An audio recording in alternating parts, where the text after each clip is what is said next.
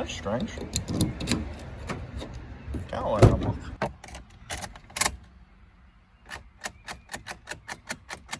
Flat battery.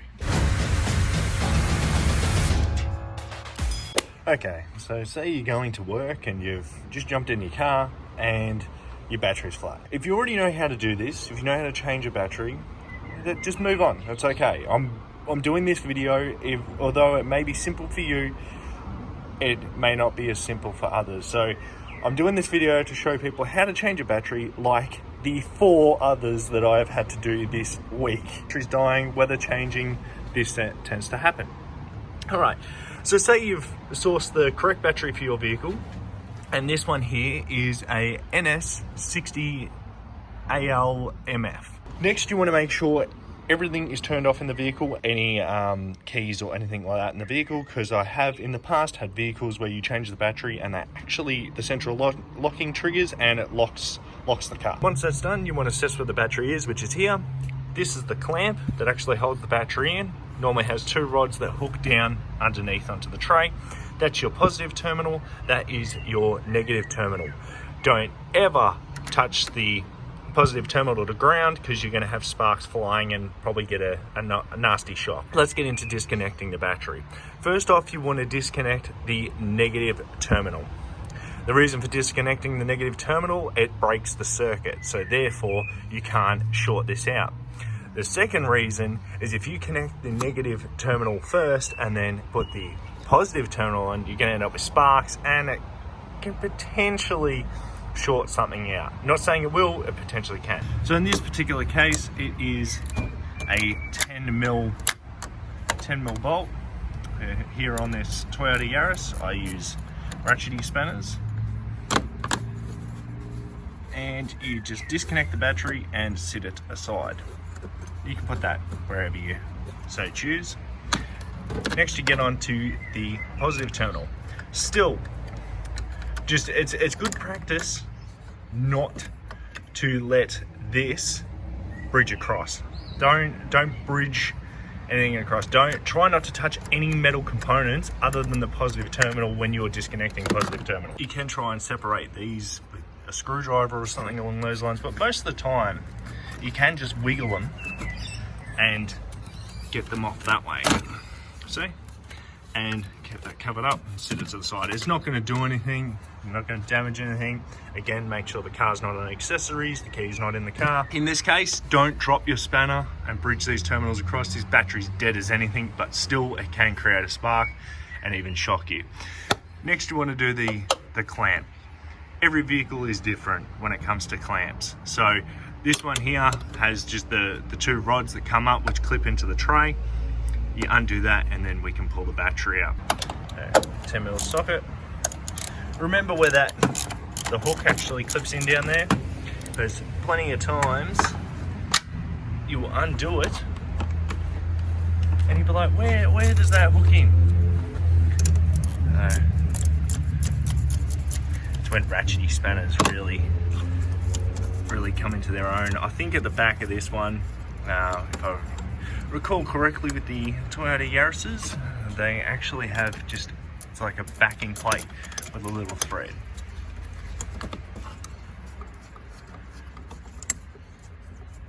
Towards the back, but some will have a rod at the front and the back, and you can drop them and lose them, and that's definitely not good. So with this, you can actually just pull down like that, twist to the side, and lift up. And that is your clamping system. I'll just sit that there. Here's the battery here. Most of the time they have a convenient handle, and out it comes. As you can see there, it's got the rod in the backing plate here. This is a good time to check the actual tray, make sure that there's no corrosion, especially when you have batteries that leak and things along those lines over time. What I normally do is, even though you've got the new battery, you sit it next to the old battery. Make sure the heights are the same. You may have batteries that the terminal polarities are different, or you may have everything else the same but the height's different. So you want to make sure it's pretty much the same. So as you can see here, the height's the same. The positive terminal is both on the left-hand side and the negative terminal on the right-hand side. So they're pretty much the same. Cold cranking amps, I think this one has slightly more, but that shouldn't, yeah, it's 450 versus 430. So when it comes to installing the new battery, you're doing this one-handed.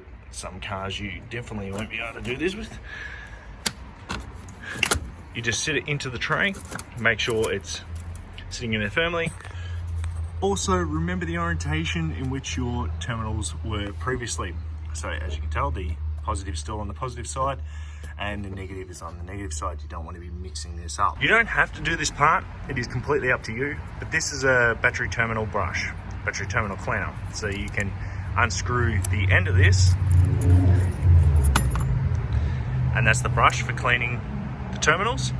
And you also have that can go on the battery terminals. You don't necessarily need to do that on these new batteries. It's just more normally for older batteries. However, getting in there and giving it a good old scrub up,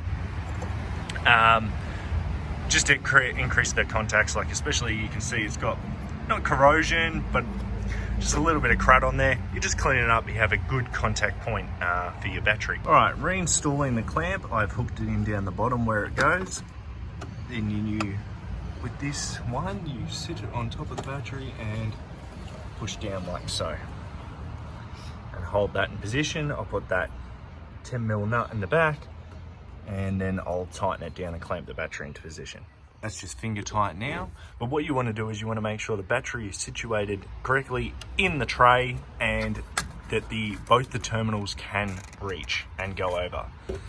You may find with some batteries, especially if you're doing a battery upgrade, like something I did in my Land Cruiser a while back, I put bigger batteries in it. You need to make sure that the terminals are still going to make it and not rub or adhere or interfere with anything. Once you've given the terminals a good scrub up, you don't have to use one of these brushes. You can use like emery tape. Like emery tape is like a sandpaper, but not a sandpaper. It's for metal and it comes in like a tape form. You can also use that. Now you may be wondering why I've left these tabs on, and that's because I don't knock the battery onto anything when I'm actually installing it. It's got a slight touch of corrosion from sitting in the store, I'd say. It's so I don't actually touch the terminals and bridge them out by accident when installing it, especially if you touch it on the metal. This is plastic, but some cars actually have metal for the firewall, and you can bridge them out when putting it in. So once the battery's bolted down, I normally give them a wiggle, make sure that they don't slide around, because that is actually a roadworthy issue if the battery is loose. That's fine. Now, we peel these two little caps off, make sure that that is clean. Check that both terminals are clean, which they are. First, you want to put the positive terminal on. Now, if you touch that and it sparks, you may have had the negative terminal contacting, or there may be another issue there. Had to use two hands for that, but you want to make sure that the terminal's down as far as it can go and it's going to get a nice positive contact. Now you just do this up. Do it up so it's firm. You don't need to over tighten them like crazy. If you do, then you've probably got the wrong size terminal battery for your car. And that is tight. So give it a wiggle from side to side and it's not moving. Now next, you want to do the negative terminal. Now this may do a little spark, which it actually isn't, so that's good. Sometimes they do little sparks if something is drawing power within the car. Again, I'm going to have to go use both hands to push this down, and I'll tighten this one up. Tighten it up so it's firm. Again, give it another, like I give them a decent wiggle, make sure that they're fine. Okay, and that is all installed. You can go back over your mount, your clamp, make sure that that's, obviously these aren't going to be super tight, you'll bend the bracket. That's all installed, nice and tight. It's got good contact there. Now we go into the car. If you notice now, it actually has central locking back again, which it lost that before. In the car, got ignition lights. There we are. Starts up like a charm. Some cars may do some form of recalibration, especially if they've been had a real flat battery in them for a long period of time. They'll need to relearn themselves. They may do some weird stuff. You may need to put a radio code in, and things like your climate control. You may need to adjust or muck around with that.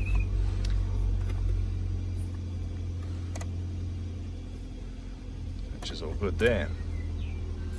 Hit agree on that.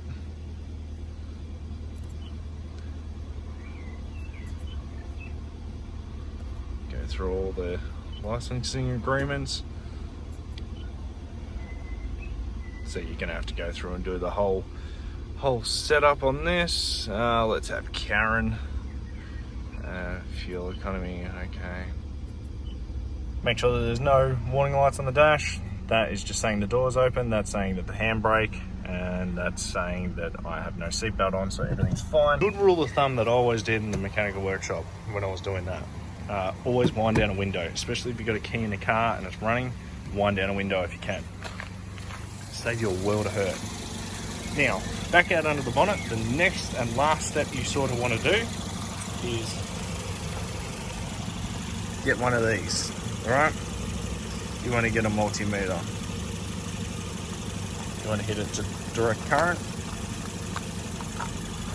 because you got to try and figure out the reason this battery died, right? So the reason it died could have been just a dead battery. It dropped a cell, battery itself has seen its life, it's done.